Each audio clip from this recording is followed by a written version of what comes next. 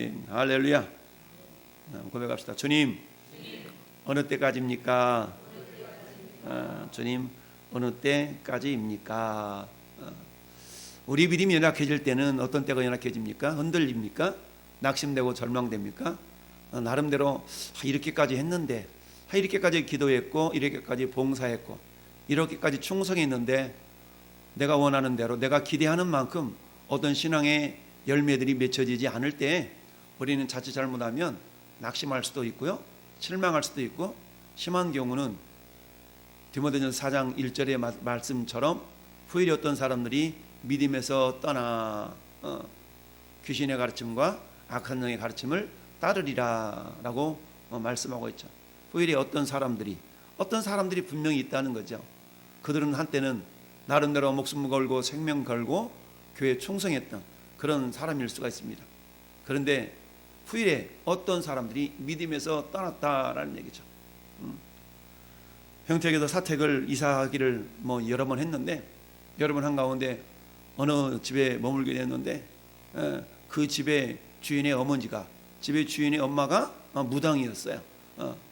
근데 얘기를 나누다 보니까 그 무당이 평택에서 제일 큰 교회에, 그 교회 개척할 때 자기 말로는 그래요. 기와장도 얹고 그랬던 그런 자기였다고. 그런데 지금은 뭐가 됐다고요? 지금은 무당이 되어 있더라. 그런 얘기를 했어요. 기와장 얹을 정도까지 헌신하고 충성했던 그녀였지만, 여자니까 그녀였지만, 지금은 10여 년 전의 상황이니까 지금은 어때요? 무당이 되어서 어느 암자를 세워놓고 점을 치고 이런 일을 하고 있는 그녀의 소식을 이렇게 들으면서 참 안타깝다, 또 한편으로는 참 불쌍하다, 이런 생각이 들었습니다. 우리는 무당된 사람들 이렇게 간혹 이야기를 듣죠. 탤런트 열심히 잘하다가 신내림 받고 무당됐다는 이야기도 가끔 듣죠. 참 그런 거 보면 영적인 세계를 우리가 이해하지 못한 부분이 많이 있죠. 그런데 분명한 사실은 마귀 사단은 분명히 존재하고요, 하나님도 존재하고요. 할렐루야. 하나님도 살아계시고 마귀 사단도 살아있다. 그런데 하나님 우리를 생명길로 인도하기를 원하셔서 우리에게 당신의 아들 예수 그리스도를 보내시고 목숨을 십자가에 못 박아 죽으시면서 다 이루었다. 할렐루야. 다 이뤘다. 이 다 이뤘다는 말은 상업적인 용어라고 그랬죠. 그 누군가에게 빚을 졌는데 빚을 다 갚아주면 내가 갚았어. 그러니까 빚진 사람한테 자유한 거죠. 이때 외쳤던 소리가 다 이뤘다, 이 소리거든요. 테텔레스타이라는 소리인데, 예수님은 우리를 저 죄와 사망 가운데서 건지시려고 당신의 목숨을 지불하시면서 마귀에게 정당한 방법으로, 마귀는 매 순간순간마다 우리를 유혹하죠. 그거 내 새끼인데, 그거 내 종인데, 그럴 때마다 예수님이 무슨 소리야, 내 피값 주고 샀어, 테텔레스타이 라고 주님이 외칠 때마다 마귀는 떠나가고 우리에게는 자유함이 있는 줄 압니다. 그렇다 어쩔래? 그 죄마저도 예수님의 보혈로 이미 우리는 용서받았다. 할렐루야. 이렇게 사단에 대해서 뻔뻔스럽게 사단을 대적할 수 있어야 됩니다. 그럼에도 불구하고 여전히 사단은 어때요? 마치 우리 주님은 졸지도 아니하시고 주무시지도 아니하신다고 그랬죠. 마귀도 영적인 존재이기 때문에 잠이 없어요. 그러나 사람은 때로는 피곤하면 자야 되고 쉬어야 되고 그러잖아요. 마귀는 영적인 존재인데 틈만 나면 우리 믿는 사람들이 믿음을 도적질해서 죽이고 멸망시키려는 것이 뭐예요? 마귀의 계략이죠. 그래서 요한복음 10장 10절에 뭐라고 얘기합니까? 도둑이 오는 것은, 영적인 도둑은 마귀 사탄이죠. 도둑질하고 죽이고 멸망시키려는 것 뿐이요, 뿐. 이게 궁극적인 마귀의 목적이라는 얘기입니다. 그런데 그 마귀 목적의 목표에 속절없이 속아 넘어가는 경우가 많이 있더라. 근데 그 가운데 한 가지는 뭐냐? 나름대로 주님, 제가 지난 30년 동안 주님의 말씀을 내가 어긴 적이 있습니까? 내가 죄를 범한 적이 있습니까? 11조를 떼먹은 적이 있습니까? 충성하지 않은 적이 있습니까? 우리는 이렇게 주님을 향하여서 때로는 항변할 수가 있어요. 그런데 지금 이게 뭡니까? 라고 하나님 향한 원망 아닌 논망으로 우리가 하나님을 이렇게 대적하면서 우리의 믿음을 저버리는 그런 경우가 무수히 많습니다. 여러분, 우리 다니엘 기도회 때 11월 1일부터 21일 동안 많은 간증자들, 많은 말씀 사역자들 나오지 않습니까? 하나같이 그들 가운데 간증이 뭐예요? 내가 이렇게 하나님을 떠났다가 이렇게 다시 회복했노라는 그런 고백들 아닙니까? 그런데 그처럼 하나님께 다시 돌아온 사람은 감사하고 은혜이지만, 그러나 여전히 하나님을 등지고 살아가면서 그러기만 하면 괜찮지, 오히려 믿는 사람들을 박해하고 핍박하는 그런 어떤 대적자로 나서는 경우는 참 안타깝습니다. 여러분, 인터넷이나 SNS에서 교회를 박해하고 교회를 욕하고 이런 사람들의 80% 이상은 이전에 다 교회를 다녀봤던 사람들, 소위 말해서 예수 믿어봤던 사람들. 어떤 사람들은 교회에서 직분도 받고 중직을 맡았던 사람들 가운데 또 많은 사람들이 주님 품을 떠났던 사람들이 많이 있어요. 물론 죽기 전에 예수님께로 회개하고 돌아오면 그게 참 복이 되겠지만, 그러나 그들이 어린아이와 같지 아니하면 결코 회개가 쉽지 않다라는 사실입니다. 여러분, 요셉은 어린 나이에 형들의 시기 질투로 말미암아서 그야말로 17살 나이에 저 애굽의 보디발의 집에 종으로 팔려가서, 그야말로 비록 종으로 팔려가는 신세였지만 자기 신세를 한탄 하지 아니하고, 나는 언젠가 하나님 나에게 주신 꿈이 있지, 그 꿈이 이루어질 거야, 그 꿈이 이루어질 거야, 할렐루야 라고 기대하면서 하루하루를 살아갑니다. 1년 지나 2년 지나 그 집에서 충성할 때 어느 날 그 집의 부인이 이 요셉을 유혹하기 시작합니다. 한 번, 두 번, 세 번, 네 번. 그러다가 어때요? 야, 이때는 기회다라고 하면서 달려드는데, 요셉이 감당할 수 없으니까 도망가는데 옷을 부여잡았어요. 그러니까 어떻게 도망가려니까 옷 막 벗어 제끼면서 도망갔습니다. 야, 요셉을 연모했던 사모했던 그 여자가 이제 일시간에 뭘로 대적해요? 뭘로 바뀝니까? 요셉을 대적하는 자로 바뀌잖아요. 세상 그래요. 세상은 우리에게 호의적이다가도 세상이 자기에게 불리했다 싶으면 우리 믿는 사람들의 대적자로 나서게 되는 경우가 많습니다. 우리 영적인 속성을 이해하고 세상을 살아갈 수 있어야 됩니다. 요셉이 이처럼 보디발의 아내의 무고로 말미암아서 감옥에 갇히게 되는데요. 그런데 이때의 나이가, 저는 보통 17살 몇 년 지나서라고 얘기했지만 오늘 본문을 묵상하면서 보니까 그때 나이가 28살이었더라고 보니까. 그러니까 28살 청년이니까 얼마나 그야말로 아주 창창하고 가장 한마디 말하면 남성미를 보일 수 있는 그런 연령이었던 거예요. 근데 요셉이 뭔가를 잘못해서 갇혔다 그러면 억울하지는 않지. 그런데 요셉은 잘못한 게 없잖아요.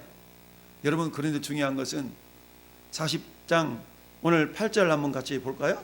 8절이 아니라 39장 21절. 자, 39장 21절과 찹터갑니다. 시작. 여호와께서 요셉과 함께 하시고 그에게 인자를 더하사 간수장에게 은혜를 받게 하시매. 아멘. 요때가 언제라고요? 28살 살 때인데 지금 어디에 여기가? 감옥에 갇혔다는 얘기죠. 하나님은 요셉이 감옥에 갇혔을 때, 야, 나 여기서 기다리고 있을게, 좀 거기서 고생 좀 하다 나와, 알았지? 이러지 아니하시고 하나님이 함께 하셨다는 거예요. 할렐루야. 함께 하셨어요. 마찬가지입니다. 예수 믿는 저와 여러분들이 어디를 가든지 하나님 우리와 함께 하시는 줄 믿습니다. 내가 아무도 모르게 선한 일 할 때도 주님은 함께 계셔. 할렐루야. 내가 아무도 모르게 선한 일 할 때 주님은 함께 계셔. 누가 안 봐주나? 주님이 보고 계신다 이거죠. 할렐루야. 이처럼 주님은 감옥에 갇힌 요셉과 함께 하셔서 은혜를 베풀어 주시는데, 간수장이 요셉을 알아볼 수 있도록 23절 하반절도 뭐라고 얘기합니까? 여호와께서 요셉과 함께 하심이라. 여호와께서 그를 범사에 형통하게 하셨더라. 할렐루야. 여러분, 우리 하나님의 생각, 하나님의 지혜는 우리가 추종할 수가 없죠. 따라갈 수가 없습니다. 감히. 그것은 마치 하늘이 땅보다 높음같이 하나님의 생각과 하나님의 길은 우리 인간의 길보다 높고 크고 무한하다라고 이사야서 55장은 말씀하고 있죠. 할렐루야. 자, 그래서 결국 요셉이 갇히게 되었는데요. 그런데 하나님의 섭리는 어떻습니까? 여러분, 요셉의 인생이 예수님의 모형이거든요. 요셉이 어때요? 형들에게 시기 질투로 말미암아 팔려가잖아요. 팔려가. 비록 은 20에 팔려가지만 예수님은 은 30에 팔려가죠. 은 한 30에 팔렸습니다. 그리고 어떻습니까? 구덩이 속에 빠뜨려서 죽을 뻔하고 종으로 팔려가잖아요. 종으로 팔려가. 그리고 어때요? 감옥에 갇히지 않습니까? 이 감옥은 예수 그리스도께서 이제 죽으시고 저 옥에 갇혔다라는, 옥에 내려가셨다는 그런 말씀이 있죠. 지옥에 내려가셨다는 얘기죠. 그럼 어때요? 예수님이 빌립보서 2장에 예수님의 인생을 이렇게 나타내주고 있죠. 2장 5절부터 10절까지는 예수님의 낮아지심과 그리고 다시 높아지심에 대한 이야기가 쫙 나타나 있죠. 너희 안에 이 마음을 품으라고 그리스도 예수의 마음이니 근본 하나님의 본체시나. 할렐루야. 하나님과 동등됨을 취할 것으로 여기지 아니하시고 자기를 비워서 종의 형체를 가지고 이 땅에 내려오셨어요. 할렐루야. 내려오신 것뿐만 아니라 어때요? 인류의 모든 죄를 다 담당하시고 십자가에서 죽기까지 복종하셨어요. 그럼 어때요? 죽으시고 묻히셨죠. 그런데 어때요? 그 주님을, 그 예수님을 하나님 어때요? 지극히 높이사. 할렐루야. 하늘에 앉히시고 하늘에 있는 것이나 땅에 있는 것이나 땅 아래 있는 모든 것으로 예수의 이름에 무릎을 꿇게 하시고. 할렐루야. 아버지께서 지극히 예수님을 높여주셨어요. 마찬가지로 하나님은 요셉을 통해서 그러한 꿈이 있었던 겁니다. 여러분, 37장에 요셉이 두 번의 꿈을 꾸죠. 첫 번째 꿈은 어떤 꿈이었어요? 11볕단이, 형들이 11볕단이 자기를 향해 절하는 꿈이었어요. 자랑합니다. 이놈의 자식 뭐라고? 그런데 하나님 또 꿈을 꾸게 하십니다. 11별이, 해와 달이 자기를 향해 둘러서서 절을 하는 그런 꿈을 꾸게 합니다. 두 번의 꿈을 꿉니다. 그런데 아이러니하게도 오늘 감옥에 갇혔는데 왕의 죄수들을 갇히는 감옥에 요셉이 갇혔고, 그리고 때마침 떡 맡은 관원장, 술 맡은 관원장. 여러분, 느헤미야는 어떤 사람이었어요? 모르드게는 어떤 사람이었어요? 모르드게는 에스더의 삼촌으로서 술 맡은 관원장이었다고 그랬잖아요. 할렐루야. 이 술 맡은 관원장은 굉장히 중요한 이치예요. 청와대로 말하면, 이제 청와대 없어지겠지만 청와대로 말하면 주방장, 식품을 관장하는 그런 어떤 굉장히 중요한 직책. 거기다 독이라도 늘라치면 어때요? 대통령 위험을 당하잖아요. 옛날에 그래서 궁중에서는 어때요?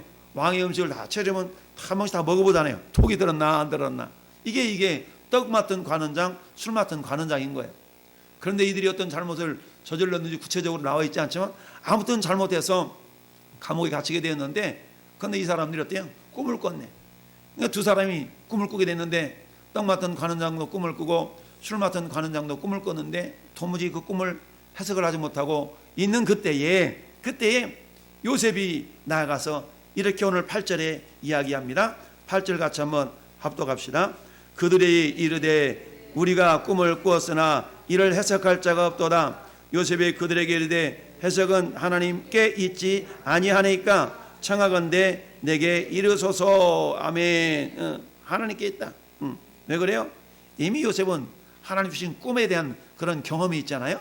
그러니까 어때? 당신들의 꿈 하나님께서 해석해 주실 겁니다. 나한테 말해 보시오 라고 했더니 이 한 사람씩 얘기를 합니다. 먼저 술 맡은 관원장이 꿈 얘기를 합니다. 내가 꿈에 보니까 포도나무가 하나 있는데 가지가 3개가 나고 싹이 나더니 꽃이 피고 포도송이가 익었습니다. 그런 내 손으로 그 바로의 잔에 있기로 내가 포도를 따서 그 즙을 짜서 바로의 잔을 이렇게 바로에게 드렸나라. 이랬더니 이렇게 해석을 합니다. 요셉이 그에게 이르되 그 해석이 이러하니 3가지는 사흘이라. 지금부터 사흘 안에 바로가 당신의 머리를 들고 당신의 전직을 회복시키시리니 당신이 그 전에 술 맡은 자가 되었을 때에 하던 것 같이 바로의 잔을 그의 손에 드리게 될 겁니다 라고 꿈을 해석해 줍니다. 이 소리를 들은 술 맡은 관원장이 기뻤을까요? 굉장히 기뻤겠죠. 여러분, 우리가 그 누구인가 세상 말로 아양 떨고 뭔가 아부하기 위해서는 좋은 말만 해주면 되잖아요. 아유, 잘 될 것 같아요. 아우, 당신은 아마 훌륭한 뭐가 될 것 같습니다. 이렇게 말해주면 되는데 요셉은 그러지 않았어요. 하나님 주신 감동대로 가감하지하냐고 꿈 얘기를 해준 겁니다.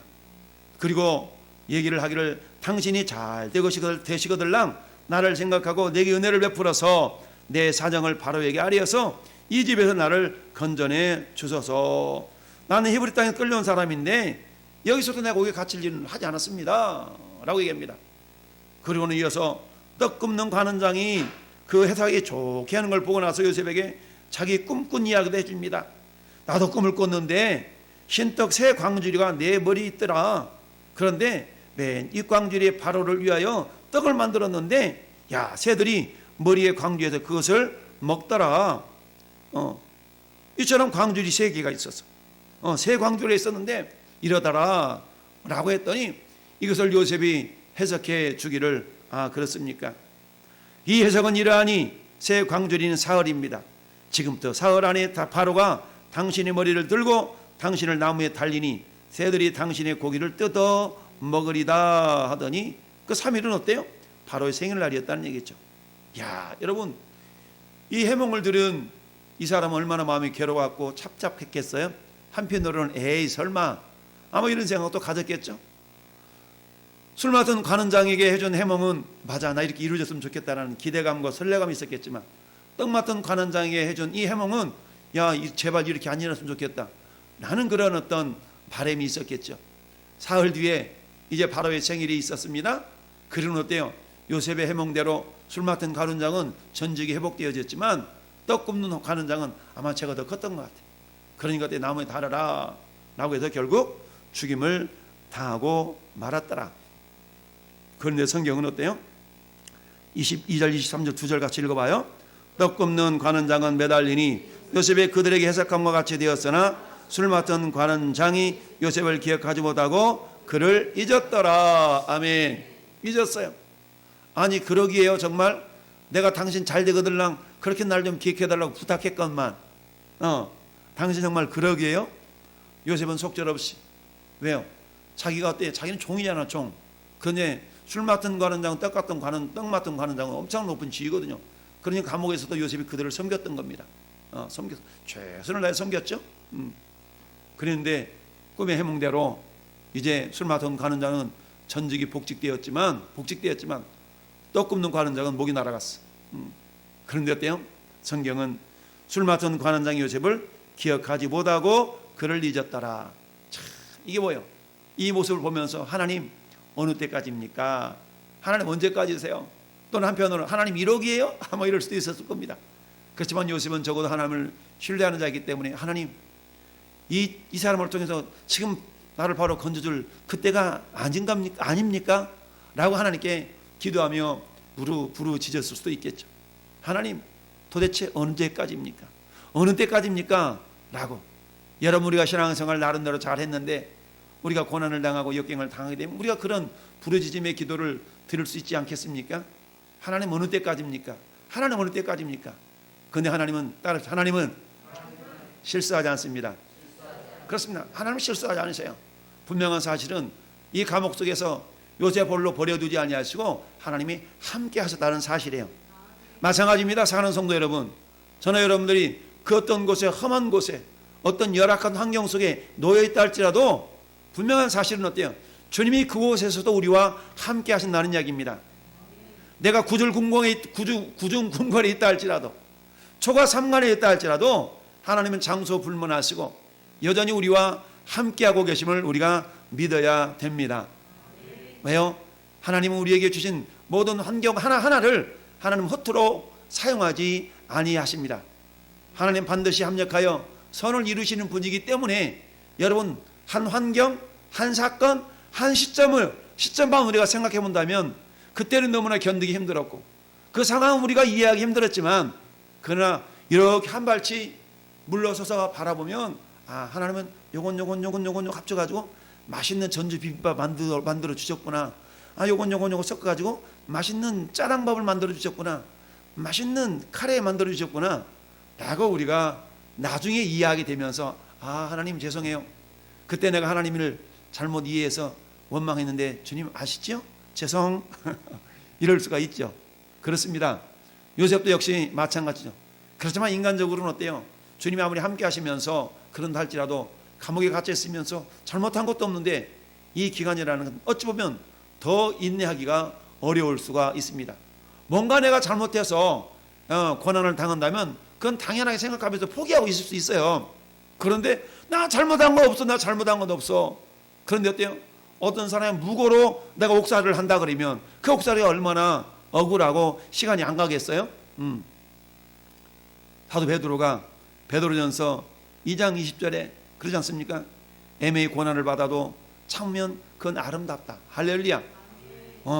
왜요? 반드시 하나님은 선한 열매를 가져다 줄 것이기 때문에 그렇다는 얘기입니다. 할렐루야. 그러니까 그때 우리는 비록 내가 주와 복음을 위해서 선한 인생을 살아가는 가운데 여러 가지 어려움 속에 당한다 할지라도 그것 때문에 낙심하지 말아라. 갈라디아서 6장 9절의 말씀처럼 선을 행하되 낙심하지 말아라. 때가 되면 반드시 이루리라. 할렐루야. 라고 주님이 말씀하십니다. 그렇다면 요셉에게 하나님께서 즉각적으로 응답하지 않으시고 주님 어느 때까지입니까? 나는 그 기도를 이 요셉이 드릴 수밖에 없도록 하신 까닭에는 분명한 이유와 목적이 있는 거죠. 비록 우리가 그 목적을 요셉의 그 목적을 깨달을 수 없지만 그러나 나중에 지나고 보니까 하나님께서는 이런 목적이 있었구나 라는 것을 우리가 깨달아 알 수가 있는 것이죠. 자, 당신이 잘 되거들랑 나를 생각해달라는 얘기는 뭡니까? 당신 은혜 입었으니까 은혜 좀 갚으시오 라고 말하고 있는 건 아니겠습니까? 여러분, 우리는 늘 잊지 말아야 될 것 중에 한 가지가 뭐라고 그랬습니까? 시편 116편에 보니까 내가 받은 주님의 이 큰 은혜를 내가 무엇으로 보답할꼬 라고 시인이 고백하고 있는 것을 보게 됩니다. 이건 뭐예요? 적어도 내가 은혜 받은 자임을 기억할 때, 나는 은혜 받은 자야, 나는 은혜 받았어 라는 것을 기억할 때 그 은혜를 어떻게 보답할꼬 라는 생각이 드는 거 아니겠습니까? 우리 한국 사람들의 정서 중에 한 가지는 뭐예요? 빚지고 못 사는 거 아니겠어요? 빚지고 못 사는. 내가 짜장면이라도 한 그릇 대접받으면 반드시 짜장면 하나 짬뽕이라도 갚아줘야 돼. 짬뽕이라도 한 그릇 대접해야 줘야만이 내 마음이 후련한 것이 한국 사람의 인생이죠. 그런데 여러분, 하나님이 우리에게 베풀어 주신 은혜는 우리가 다 어떤 것으로 다 갚을 수 없는 거예요. 할렐루야. 그럼에도 불구하고 어때요? 우리는 그 은혜를 잊지 말고 기억해야 됩니다. 마찬가지로 지금 술 맡은 관원장은 복직이 되면서 이 요셉에 대해서, 요셉 베푼 은혜에 대해서 잊지 말아야 되는데 하나님께서는 어때요? 한시적으로 잠깐 그로 하여금 오늘 23절에 있는 말씀처럼 요셉을 기억하지 못하고 그를 잊었더라. 이건 우연이 아니라 하나님의 섭리라는 얘기죠. 어느 때까지? 41장 1절 같이 봅니다. 41장 1절 시작.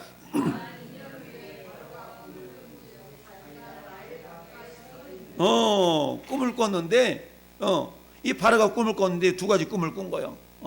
보리이삭 꿈과 황소의 꿈을 꿨어요. 그런데 이걸 해몽을 못하네. 온갖 가지 사람들 다 데리다가 해석해 보라고 그러는데 해석을 할 만한 자가 없었다는 얘기죠. 그때 불현듯 술 맡던 관원장이 그래? 맞아 요셉이 있었지 라고 생각나는 장면이 9절입니다. 41장 9절부터 13절까지 술 맡은 관원장이 바로에게 말하리되 내가 오늘 내 죄를 기억하나이다. 바로께서 종들에게 놓아서 나와 떡 굽는 관원장을 친히 대장이 집에 가두셨을 때에 나와 그가 한 바룻밤에 꿈을 꾼즉 각기 뜻 있는 꿈이라. 그곳에 친히 대장의 종된 히브리 청년이 우리와 함께 있기로 우리가 그에게 말하며 그가 우리의 꿈을 풀되 그 꿈대로 각 사람에게 해석하더니 그 해석한 대로 나는 복직이 되고 그는 매달렸나이다. 이 소리를 딱 들으니까 바로가 어때요? 뭐야? 그렇다면 당장 요셉을 데리고 와라. 할렐루야. 하나님께서 이 보디발의 집에 요셉을 인도하셨고 그리고 보디발의 아내의 유혹으로 말미암아서 무고하게 감옥에 갇혔지만 하나님은 합력하여 선을 이루어 가시는 과정 속에서 어때요? 하나님께서 어때요? 이 술 맡은 관원장, 떡 굽는 관원장을 만나게 하시잖아요. 할렐루야. 여러분, 만남이라는 건 우연이 없어요.